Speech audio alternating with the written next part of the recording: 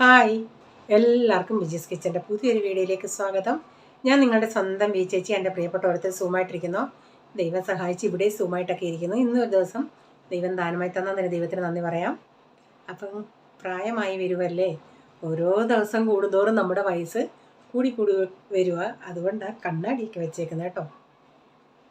ഈ കണ്ണാടി അത്ര വലിയ പ്രയോജനമൊന്നുമില്ല, ദൂർക്കാഴ്ചയ്ക്കൊന്നും അത്ര ഇതില്ല. പിന്നെ ഈ ഇങ്ങനെ ഒരു നെഴലിച്ച ഉള്ളത് കൊണ്ട് ഞാൻ എടുത്തു വെച്ചതാണ്.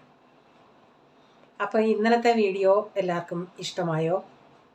അപ്പോൾ ഇന്നത്തെ വീഡിയോ എല്ലാവർക്കും ഇഷ്ടമാവും. ഇന്ന് ഒത്തിരി വെടുപെടുന്ന ഒരു വ്ളോഗായിട്ടല്ല, ഒരു റെസിപ്പി എന്ന് വേണേൽ പറയാം.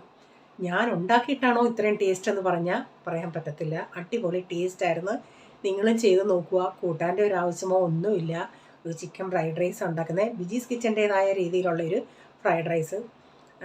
ഫ്രൈഡ് റൈസ് ആണോ എന്ന് ചോദിച്ചാൽ അല്ല, ബിരിയാണി ആണോ എന്ന് ചോദിച്ചാൽ അല്ല, ഒരു റെസിപ്പി. അപ്പോൾ ഞങ്ങൾ ഞായറാഴ്ച പ്രെയർ കഴിഞ്ഞ് വന്നോണ്ടേ മിക്ക ദിവസവും ഈ സൺഡേ നമ്മൾ രാവിലെ പോകുന്നുണ്ട്. സൺഡേ ഇവിടെ അങ്ങനെ വലിയ രാവിലെ ഒന്നും അങ്ങനെ ഒരു കുക്കിംഗ് പരിപാടിയില്ല. രാവിലെ ചായ ഇട്ട് കോഫി കുടിച്ചിട്ട് അങ്ങ് പോവും. 9:30 ആകുമ്പം ഇവിടുന്ന് പോവും. 1 മണിയാകുമ്പം അവിടുത്തെ തീരും. പിന്നെ ഇങ്ങനെ വരുന്ന ഉടനെ ഞങ്ങൾ ചിലപ്പം അവിടെ മലയാളി കടയിലെങ്ങാണൊക്കെ കയറി വരുവാണെങ്കിൽ ചിലപ്പം 3-4 മണിയൊക്കെ ചിലപ്പോൾ ആകും. പിന്നെ വന്നിട്ട് ഞാൻ കുറച്ച് നേരം ഒന്ന് കിടക്കും. അത് കഴിഞ്ഞിട്ട് മിക്കവാറും സൺഡേ ദിവസം ഇവന്മാർക്ക് വെളിയിൽ നിന്ന് നൂഡിൽസ് വേണമെന്ന് പറയും. ചില ദിവസങ്ങളിൽ വാങ്ങിച്ചു കൊടുക്കും. ചില ദിവസം ശനിയാഴ്ചത്തെ എങ്ങാനും ഫുഡ് ഉണ്ടെങ്കിൽ അതെടുത്ത് നമ്മൾ ചൂടാക്കി കഴിക്കും. അതനുസരിച്ച് നമ്മൾ സാറ്റർഡേ വെക്കും, സൺഡേത്തേക്കും കൂടെ.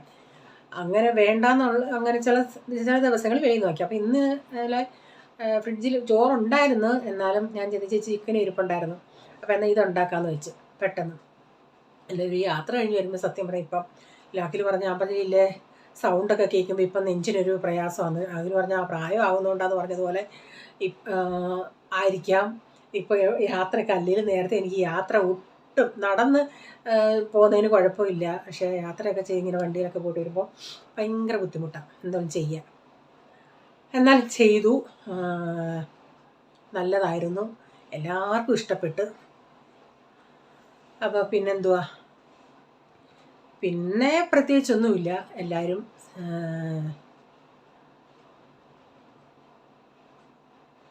എന്തോ വലിയ കാര്യം പറയാൻ വന്നതാണ്.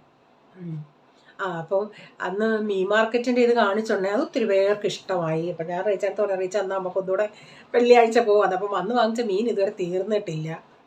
അപ്പം മിക്ക ആൾക്കാർക്ക് അങ്ങനെയുള്ളത് കാണാനാണ്. എന്നാൽ ബീഫ് കടയിലെ ഞാൻ കാണിച്ചിട്ടും ആൾക്കാർക്ക് അത്രയും മീൻ എൻ്റെ കൂട്ട് ജൂലി ആണെങ്കിലും റിൻറ്റു ആണെങ്കിലും അവർക്കൊക്കെ മീനിൻ്റെ കാര്യത്തിലെ കഥ പറയുന്നത് ഭയങ്കര ഇതാണ്. എല്ലാവർക്കും മീനിനോണ്ടൊരു പ്രത്യേക ഇതാണ്. അപ്പോൾ ഞാൻ എന്നിട്ട് മൊത്തം അത് വലിയൊരു മാർക്കറ്റാണ് കേട്ടോ. എന്നിട്ട് നമ്മൾ മൊത്തം ഞാൻ എടുത്തില്ല. ഈ ആൾക്കാരിങ്ങനെ മീൻ മാർക്കറ്റിലൊക്കെയുള്ള തള്ള് നിങ്ങൾക്കറിയാമല്ലേ. അതേസമയം ഇങ്ങനെ ഒരു കൂളായിട്ട് ഒരു ആര് നോക്കിയാലും പ്രശ്നമില്ലെന്നും പറഞ്ഞുള്ളവരാണെങ്കിൽ എടുക്കുന്നതിന് ഒരു കുഴപ്പവും ഇല്ല. അപ്പം എൻ്റെ ചിന്ത തോന്നുന്നു, നമ്മൾ വീഡിയോ എടുക്കുമ്പോൾ ആരെങ്കിലും വഴക്ക് പറയുമോ എന്നുള്ളൊരിതാണ്. അയ്യോ എന്തിനാണ് നിങ്ങൾ വീഡിയോ എടുത്തേ, ഞങ്ങളുടെ വീഡിയോ വന്നല്ലോ എന്നൊക്കെ അങ്ങനെ ഒരു പേടിയാണ്. അപ്പോൾ ഓപ്പൻ ആൻറ്റി എന്ന് പറയുന്ന ആൻറ്റി ഇവിടെ നേരത്തെ ബോംബെയിലുള്ള ആൻറ്റി ഇപ്പം ബാംഗ്ലൂരിലാണ്. ആൻറ്റി പറയുന്നത് ആൻറ്റി പണ്ട് 7 മണി, അപ്പോൾ 7 മണിക്കൊക്കെ പോവാണെങ്കിൽ രാവിലെ 5 മണി തൊട്ട് അവിടെ സ്റ്റാർട്ടിങ് ഉണ്ട്. അപ്പോഴൊക്കെ നല്ല ഫ്രഷ് കിട്ടും. നമ്മൾ 10-10:30 പോകുമ്പോഴത്തേക്കിന് എല്ലാമൊക്കെ കുറേ തീരും. അപ്പോൾ ആൻറ്റി കമൻറ്റ് ഇട്ടപ്പോഴാണ് ഞാൻ അറിയുന്നത് ആവോലി ഉണ്ടല്ലോ 6 എണ്ണം 2000 രൂപ. ശരിയായിരുന്നു, ഒന്ന് ബാർഗിൻ ചെയ്തായിരുന്നെങ്കിൽ കുറച്ച് അത് നല്ല ഫ്രഷുമായിരുന്നു, വലുതുമായിരുന്നു, വാങ്ങിച്ചാൽ മതിയത്. ഇതെന്ന് പറഞ്ഞാൽ റേച്ചാനില്ല ധൃതിക്ക് പെട്ടെന്ന് വന്നിട്ട് കുളിച്ചിട്ട് വേണ്ട. മീൻ മാർക്കറ്റിൽ പോയാൽ പിന്നെ വന്ന് കുളിക്കാതെ ഓഫീസിലൊന്നും പോകാൻ പറ്റത്തില്ലല്ലോ. നമുക്ക് അതിൻ്റെ സ്മെല്ലറിയത്തില്ല. കാരണം ഈ മീൻകാരൊക്കെ ഈ തലയിൽ കൂടെ കൊട്ട ഇങ്ങനെ വെച്ചുകൊണ്ട് പോകുമ്പോൾ ആ വെള്ളം ഇങ്ങനെ ഒക്കെ അത് നമ്മുടെ ദേഹത്തൊക്കെ ആവും. അപ്പം നമ്മുടെ ചിന്ത നമ്മളിപ്പോൾ ലിഫ്റ്റിൽ കയറുവാണേലും വേറൊരാൾ ലിഫ്റ്റിൽ കയറുവാണെങ്കിൽ അതിൻ്റെ സ്മെല്ലറിയത്തില്ല, നമുക്കറിയത്തില്ല നമ്മുടെ ദേഹത്തെ മീനിൻ്റെ സ്മെല്ല്.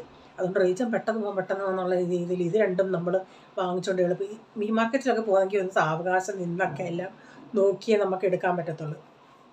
അതാ വന്ന കുഴപ്പം. ഓക്കെ, ഇനി നമുക്ക് വീഡിയോയിലോട്ട് പോകാം കേട്ടോ. എല്ലാവരും ഈ റെസിപ്പി ട്രൈ ചെയ്യണേ. അപ്പോൾ സൺഡേയിൽ ഇത് സൺഡേയിലത്തെ വീഡിയോയാണ്. സൺഡേയിൽ മീറ്റിംഗ് ഒക്കെ കഴിഞ്ഞിട്ട് അവിടെ നാസ്ത ഉണ്ടല്ലോ, എന്നും ബുർജി ആയിരിക്കും. ഇന്ന് മുട്ടക്കറിയായിരുന്നു. അപ്പം 2 മുട്ടയാണ് ഒരാൾക്ക്. അപ്പം മുട്ടയും പാവും കൂടെ കഴിച്ചതിന് ശേഷം ഇത് കറിയാണെങ്കിൽ പിള്ളേർക്കൊക്കെ ഇഷ്ടമാണ്. ഈ ബുർജി എന്ന് പറയുമ്പോൾ ആർക്കും അങ്ങോട്ട് ഒരു എത്ര പിടുത്തം വരത്തില്ല. നമ്മളുണ്ടാക്കുന്ന ബുർജി പോലല്ല, അതിലിത്തിരി വെള്ളം കണ്ടൻ്റൊക്കെ കൂടുതലാണ്. അപ്പോൾ അതുകൊണ്ട് ഇന്ന് എല്ലാവർക്കും സന്തോഷമായിരുന്നു, ഗ്രേവി ഉള്ളതുകൊണ്ട്. അപ്പോൾ പിന്നെ ഞാൻ വൈകിട്ട് ഞാൻ പറഞ്ഞില്ലേ ഇത്തിരി ഒരു 400 ഗ്രാം ബോൺലെസ് ഉണ്ടായിരുന്നു. ഞാനെന്നാൽ ഇത് വേറൊരു റെസിപ്പി ഉണ്ടാക്കാനായിട്ട് വെച്ചിരുന്നതാണ്. അപ്പോൾ ഞാൻ അതെടുത്ത് എന്നാൽ ഞാൻ ചിന്തിച്ച് എന്താ ഉണ്ടാക്കാമെന്ന്. ചോറും കറിയൊക്കെ ഇരിപ്പുണ്ടായിരുന്നു, എന്നാലും ചിന്തിച്ച് ഇത് ഇരിപ്പുണ്ടെങ്കിൽ എന്നാൽ ഇതൊന്ന് വൈകിട്ട് ഒരു വെറൈറ്റി ആയിട്ട് ഉണ്ടാക്കാമെന്ന് പറഞ്ഞ് ഞാൻ ആ ബോൺലെസ് ഇങ്ങനെ ചെറിയ ചെറിയ പീസാക്കി ഒന്ന് എടുക്കുന്നുണ്ട്. ഫ്രീസറിൽ ഇരിക്കുമായിരുന്നു, ഐസ് മൊത്തം പോയില്ല. അതുകൊണ്ട് ഇവരെല്ലാം സൺഡേ ദിവസം എന്ന് പറഞ്ഞാൽ റയിച്ചാൻ അങ്ങനെ സൺഡേ അല്ല വീട്ടിലുള്ള. അപ്പം റൈസമോനൊക്കെ ഈ ടെന്നീസ് കളിക്കാനാണെങ്കിലും ബാഡ്മിൻ്റൺ കളിക്കാനാണെങ്കിലും എല്ലാം പപ്പ കൂടെ വേണം. അപ്പം പപ്പായും അവരും എല്ലാം കൂടെ താഴെ പോയിട്ടുണ്ട്.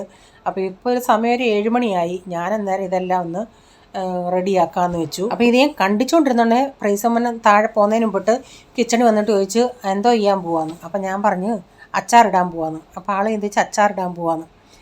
അവർക്കൊരു സർപ്രൈസ് ആവട്ടെ എന്ന് ചിന്തിച്ചു. അപ്പം ഞാൻ ഇതിലേക്ക് കുറച്ച് മഞ്ഞൾപ്പൊടി, ഇച്ചിരി ഒരു 1.5 ടീസ്പൂണോളം മുളക് പൊടി, ഇച്ചിരി കുരുമുളക് പൊടി, കുറച്ച് ഇഞ്ചി വെളുത്തുള്ളി പേസ്റ്റ് എൻ്റെ കയ്യിൽ കുറവായിരുന്നു. ഒരു 1.5 ടീസ്പൂണൊക്കെ ഇട്ടാൽ നല്ലതായിരിക്കും. എന്നിട്ട് ആവശ്യത്തിനുള്ള ഉപ്പൂടെ ചേർത്തിട്ട് അത് നന്നായി മിക്സ് ചെയ്തിട്ടുണ്ട്. അപ്പോൾ എൻ്റെ കയ്യിൽ കോൺഫ്ലോർ ഇല്ലായിരുന്നു. കോൺഫ്ലോർ ഉണ്ടെങ്കിൽ നിങ്ങൾ കോൺഫ്ലോർ ചേർക്കുക. എൻ്റെ കയ്യിൽ ഇപ്പം കോൺഫ്ലോർ ഇല്ലാത്തതുകൊണ്ട് ഞാൻ കടലമാവാണ് ചേർത്തത് 1 ടേബിൾ സ്പൂൺ. കാരണം ഇതിലൊരു കോട്ടിങ് പോലെ നമുക്കൊന്ന് വേണം. ഞാൻ വെള്ളമൊന്നും ചേർത്തില്ല. ആ ചിക്കൻ്റെ ആ വെള്ളമയത്തിൽ ഇതൊന്ന് ഒന്ന് മിക്സ് ചെയ്തെടുക്കുന്നുണ്ട്. കടലമാവ് ചേർത്തിട്ടും കുഴപ്പമില്ലായിരുന്നു, നല്ലതായിരുന്നു. നല്ല ഇത്തിരി ക്രിസ്പി പോലൊക്കെ ഇരുന്നു. അപ്പം ഞാനിതൊന്ന് ഇങ്ങനെ കടലമാവ് കൂടെ പുരട്ടിയിട്ട് ഒരു അരമണിക്കൂറൊന്ന് മാറ്റി വയ്ക്കുന്നുണ്ടേ. അതവിടെ മാറ്റി വെച്ചിട്ട് ഒരു അരമണിക്കൂറൊക്കെ കഴിഞ്ഞു. ഇപ്പം ഞാനിവിടെ ഇപ്പോൾ ഉരുളി വെച്ചിട്ട് ഒരു 3/4 കപ്പ് ഓയിലാണ് എടുത്തത് കേട്ടോ. ഞാൻ ഇന്ന് വെളിച്ചെണ്ണ എടുത്തില്ല. ഞാനിപ്പം എമർജൻസിക്ക് വേണ്ടി ഇങ്ങനെയൊക്കെ വറക്കുന്ന സമയത്ത് ഓയിലെടുക്കും. അല്ലെങ്കിൽ നമ്മൾ കൊച്ച് ഇതൊക്കെ കടുകൊക്കെ വറക്കുവാണെങ്കിൽ വെളിച്ചെണ്ണ എടുക്കും. അപ്പം ഞാൻ ഓരോ പീസ് ഇങ്ങനെ ഇട്ട് നമുക്കിതൊന്ന് വറുത്തെടുക്കണം. ബോൺലെസ് ആകുമ്പം പെട്ടെന്ന് നമുക്ക് വറുത്ത് എടുക്കാൻ പറ്റും. നിങ്ങൾക്കിപ്പോൾ ഇത്രയും ഓയിൽ എടുക്കണ്ട എങ്കിലും നമ്മളിപ്പോൾ ഇത്രയും ഓയിൽ യൂസ് ചെയ്യത്തില്ല, ബാക്കി ഓയിൽ അധികം വരും. കാരണം ഞാനിത് 2 പ്രാവശ്യമായിട്ട് വറക്കാൻ പറ്റി. അതേസമയം ഇതിനേക്കാൾ കുറച്ചുകൂടി ഓയിൽ എടുത്തിട്ട് ചെറിയ പാത്രത്തിലാണെങ്കിൽ ഒരു 2-3-4 പ്രാവശ്യമായിട്ട് വറക്കാനാണെങ്കിൽ ഒരു 1/2 കപ്പോ 1/4 കപ്പോ എണ്ണ ഒഴിച്ചിട്ട് കുറേശ്ശെ വറുത്തെടുത്താൽ മതി. ഇപ്പം ഞാനിത് 2 പ്രാവശ്യമായിട്ട് വറക്കേണ്ടിയിട്ട് ഇത്രയും 3/4 കപ്പ് ഓയിലെടുത്തിട്ട് ഇത്രയും വറുത്തെടുത്തതിന് ശേഷം ബാക്കി ഓയിലുണ്ടായിരുന്നു, അത് ഞാൻ എടുത്ത് വെച്ചിട്ട് ഇപ്പം നമ്മൾ പിന്നെ പപ്പടം പൊള്ളിക്കാൻ ഇതിൻ്റെ കൂടെ ഞാൻ പപ്പടം പൊള്ളിച്ചായിരുന്നു. അപ്പം പപ്പടം പൊള്ളിക്കാനൊക്കെ അത് യൂസ് ചെയ്തു. അപ്പോൾ നിങ്ങൾ എന്തൊക്കെയാ ചിക്കൻ്റെ ടേസ്റ്റ് വരത്തില്ലേന്ന്. ചിക്കൻ ഫ്രൈഡ് റൈസിൻ്റെ കൂടെ പൊട്ടിച്ചല്ലേ തിന്നുന്നത്, അതുകൊണ്ട് അത്ര പ്രശ്നമൊന്നുമില്ല. അങ്ങനെ ടേസ്റ്റ് വ്യത്യാസമൊന്നും അറിഞ്ഞില്ല. പപ്പടം പൊള്ളിച്ചെടുക്കുന്നുണ്ടെങ്കിൽ പിന്നെ അത്രയും അങ്ങോട്ട് മനസ്സിലാവത്തില്ല. അപ്പം ഞാനിത് ഇത്ര ഇങ്ങനെ നിരത്തിയിട്ടിട്ട് ഒന്ന് തീ ഇന്ന് കുറഞ്ഞു. കാരണം എൻ്റെ ഇത് പാത്രം ഇത്തിരി നല്ല കട്ടിയുള്ളതായതുകൊണ്ടേ പിന്നെ ഞാനിങ്ങനെ ഇളക്കി കൊടുത്ത് ഇത്തിരി ഒന്ന് മുരിഞ്ഞെടുക്കാം. പക്ഷേ 3/4 കിലോ റൈസിനുള്ള ഇതൊരു 400 ഗ്രാം ചിക്കൻ എടുത്തത്. പക്ഷേ ഇഷ്ടം പോലെ ഓരോ സ്പൂൺ എടുക്കുമ്പോഴും നമുക്ക് ഓരോ പീസ് ചിക്കൻ കിട്ടത്തക്ക വിധത്തിലുണ്ടായിരുന്നു. നിങ്ങൾക്ക് വേണമെങ്കിൽ ഇതിനേക്കായി ചെറിയതായിട്ട് വേണമെങ്കിലും കുറച്ചുകൂടെ ചെറുതായിട്ട് അരിവാണെങ്കിലും കുറേയും കൂടെ ക്വാണ്ടിറ്റി പോലെ ഒത്തിരി പീസ് പോലെ കിടക്കും. ഇതിപ്പോൾ ഇച്ചിരി വലിയ പീസുകളും ഉണ്ട് ഇടയ്ക്ക്. അപ്പോൾ ഇഷ്ടം പോലെ ഇപ്പോൾ 400 ഗ്രാം ഇല്ലെങ്കിൽ ഒരു 250 ഗ്രാം ആണെങ്കിലും മതിയായിരുന്നു. എന്നിട്ട് ഇതിനൊക്കെ ചെറിയ പീസ് എന്നാൽ പെട്ടെന്ന് വറുത്തും കിട്ടും കുഞ്ഞു പീസാണെങ്കിൽ. ചിലരിങ്ങനെ വേവിച്ചിട്ട് പിച്ചി ഇടും. എനിക്കതിനേക്കാൾ ഇഷ്ടം ഇങ്ങനെ ചെയ്യുന്നതാണ്. അപ്പോൾ ആദ്യത്തെ ട്രിപ്പ് മൂത്ത് വന്നോണ്ടേ ഞാനത്. അപ്പോൾ നമ്മൾ കടലമാവൊക്കെ ചേർത്തത് കൊണ്ട് നല്ലൊരു പുറമൊക്കെ നന്നായിട്ട് കവർ ചെയ്തൊരു ക്രിസ്പി പോലാവും, നല്ല കളറും ഉണ്ടേ. അപ്പോൾ ഞാൻ അടുത്ത ട്രിപ്പ് കൂടെ ഒന്ന് ഇതുപോലെ വറുത്തെടുക്കട്ടെ.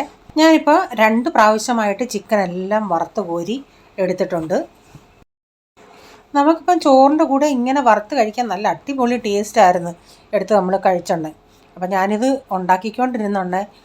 കുറച്ച് കഴിഞ്ഞ് പ്രൈസമ്മൻ കയറി വന്നു. അപ്പം പറഞ്ഞു കളിച്ചിട്ട് കയറി വന്ന ഉടനെ ഇത് എല്ലാം റെഡിയായി. അപ്പോൾ അതിൻ്റെ ഒരു മണം വേറെ ഇല്ലേ. അപ്പോൾ അവൻ പറഞ്ഞു ഇത് അച്ചാറിൻ്റെ സ്മെല്ലല്ല, അച്ചാറിൻ്റെ സ്മെല്ലൊരു മധുരം. അതെന്തോ അവൻ പറഞ്ഞതെന്ന് എനിക്ക് മനസ്സിലായി. മധുരം പോലുള്ള മണമാണ്, ഇത് അങ്ങനെയുള്ളതല്ലെന്ന്. ഭയങ്കര സാധനം അവൻ.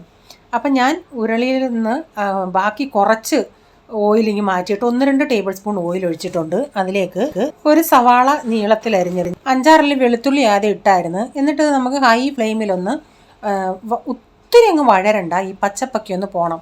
നമ്മൾ ഈ ചൈനീസ് ഫ്രൈഡ് റൈസൊക്കെ കിട്ടുമ്പോഴുണ്ടല്ലോ, അതിൻ്റെ അകത്ത് ഇത്തിരി വെജിറ്റബിൾസൊക്കെ പച്ചപ്പായിട്ടല്ലേ ഇരിക്കുന്നത്. എന്നിട്ട് ഇതിലേക്ക് ഇത്തിരി ഇഞ്ചി വെളുത്തുള്ളി പേസ്റ്റ് കൂടെ ചേർത്തിട്ടുണ്ട്. പിന്നെ ഞാൻ കുറച്ച് കാബേജും ക്യാപ്സിക്കവും ക്യാരറ്റും എടുത്തിട്ടുണ്ട്. അപ്പം വെജിറ്റബിൾസൊക്കെ നിങ്ങളുടെ ഓരോരുത്തരുടെയും താല്പര്യത്തിനനുസരിച്ച് എടുത്തോ. ബീൻസ് ഉണ്ടെങ്കിൽ ബീൻസ് ചേർക്കാം, മട്ടർ ചേർക്കാം. അതെല്ലാം കൂടെ ഞാൻ ഒരുമിച്ച് ഇതിൻ്റെ അകത്തോട്ട് ഇട്ട് കൊടുത്തിട്ടുണ്ട്. എന്നിട്ട് എല്ലാം കൂടെ ഹൈ ഫ്ലെയിമിൽ ഒരു ഇച്ചിരി ഉപ്പൂട്ട് ഇട്ടിട്ടൊന്ന് നമുക്കതൊന്ന് വഴറ്റിയെടുക്കണം. ഒന്ന് ആ പച്ചപ്പൊന്ന് പോകുന്നിടം വരെ ഒന്ന് ഇളക്കിയെടുക്കാം.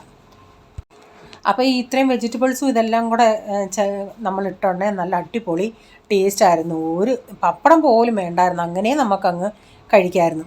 അപ്പോൾ ഞാനിത് കുറച്ച് നേരം ഇങ്ങനെ ഒന്ന് ഇളക്കി കഴിഞ്ഞിട്ടുണ്ട്. ഇപ്പോൾ അതിൻ്റെ പച്ചപ്പൊക്കെ പോയി. ഞാനൊരു 3 കപ്പ് അരി കുക്കറിലൊന്ന് വേവിച്ച് ഒരു വിസിലടിച്ചെടുത്തേ. 3 കപ്പ് അരിക്ക് ഞാനവിടെ 4.5 കപ്പ് വെള്ളം ഒഴിച്ചാണ് കുക്കറിൽ വേവിച്ചത്. അപ്പോൾ ഇതിലേക്ക് ഞാനൊരു ഇച്ചിരി മഞ്ഞൾപ്പൊടിയും ഇത്തിരി മുളക് പൊടിയും ചേർത്തിട്ടുണ്ട്. പിന്നെ കുറച്ച് കുരുമുളക് പൊടി ചേർക്കുന്നുണ്ട്. ഇപ്പം ഫ്രൈഡ് റൈസിലൊന്ന് ബിരിയാണി മസാല ചിലർ ചേർക്കത്തില്ല. ഞാൻ പക്ഷേ ഇത്തിരി ഒരു മസാലയുടെ ആ ഒരു ടേസ്റ്റിന് വേണ്ടി കുറച്ച് ബിരിയാണി മസാല ചേർത്തിട്ടുണ്ട്. അപ്പം അതുകൂടെ ചേർത്തപ്പോഴേ ഒരു നല്ലൊരു ടേസ്റ്റ് കിട്ടിയത്. അത് ചേർക്കണ്ടെന്നുള്ളവർക്കാണെങ്കിൽ കുറച്ച് ഗരം മസാല ചേർത്താൽ മതി. ഞാനിപ്പം ഇത്തിരി ബിരിയാണി മസാലയാണ് ചേർത്തത്. എന്നിട്ട് ഞാൻ അതിൻ്റെ ആ വെജിറ്റബിൾസ് ഇതെല്ലാം ഒന്ന് സൈഡിലോട്ട് മാറ്റിയിട്ട് ഒരു ഇച്ചിരി ഓയിൽ ഒഴിച്ച് കൊടുത്തിട്ട് ഒരു 2 മുട്ട ഇവിടെ പൊട്ടിച്ചൊഴിക്കുന്നുണ്ട്. മുട്ടയൊക്കെ നിങ്ങളുടെയൊക്കെ താല്പര്യത്തിനനുസരിച്ച് 2, 3, 4 ഒക്കെ ചേർക്കാം.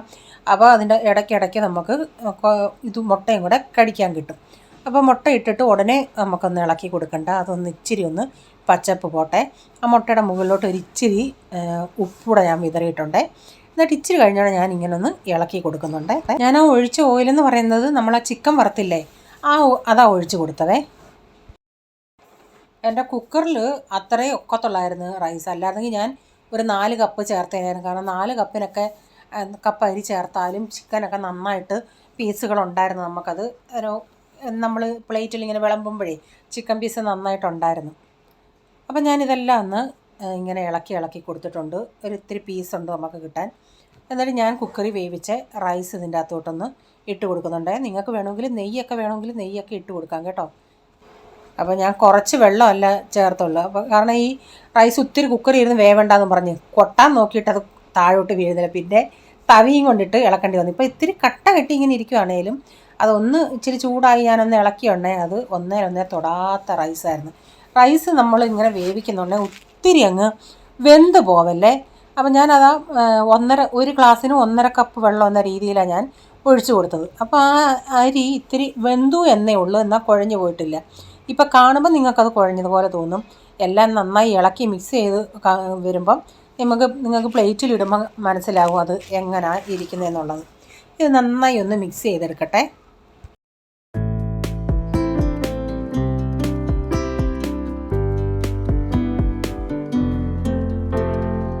ഇതിലേക്ക് ഞാൻ ചിക്കനോട് ഇട്ട് കൊടുത്തിട്ട് ഒന്നുകൂടെ നമുക്ക് നന്നായി അത് ചിക്കനും ഈ റൈസും കൂടെ എല്ലാം കൂടെ ഒന്ന് മിക്സ് ചെയ്തെടുത്തിട്ടുണ്ട്.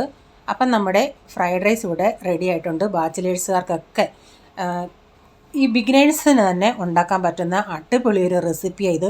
തീർച്ചയായും നിങ്ങളിത് ചെയ്ത് നോക്കണേ. ചെയ്തിട്ട് നിങ്ങൾക്ക് നിങ്ങളുടെ അഭിപ്രായം കമൻറ്റിൽ കൂടെ അറിയിക്കണം. അതുപോലെ വീഡിയോ ഇഷ്ടമാവുകയാണെങ്കിൽ നിങ്ങളുടെ ഫ്രണ്ട്സിനും റിലേറ്റീവിനൊക്കെ ഇതൊന്ന് ഷെയർ ചെയ്ത് കൊടുക്കണം. ലൈക്ക് ചെയ്യാനും കമൻറ്റ് ഇടാനും മറക്കരുതേ. സബ്സ്ക്രൈബ് ചെയ്യാതെ ആരെങ്കിലും കാണുന്നുണ്ടെങ്കിൽ നിങ്ങൾക്ക് ഈ ചാനൽ ഇഷ്ടമായെങ്കിൽ ഒന്ന് സബ്സ്ക്രൈബ് ചെയ്തിട്ട് ബെല്ലൈക്കൺ ബട്ടൺ പ്രസ് ചെയ്യുകയാണെങ്കിൽ ഓൾ എന്നൊരു ഓപ്ഷൻ വരും. അതുകൂടെ പ്രസ് ചെയ്യുകയാണെങ്കിൽ ഞാനിടുന്ന വീഡിയോയുടെ നോട്ടിഫിക്കേഷൻ നിങ്ങൾക്ക് എന്നും വരുന്നതായിരിക്കും. ഇനി ഒരു പുതിയ വീഡിയോയുമായി വരും വരെ bye. God bless you all. Thank you. Take care. Bye. See U.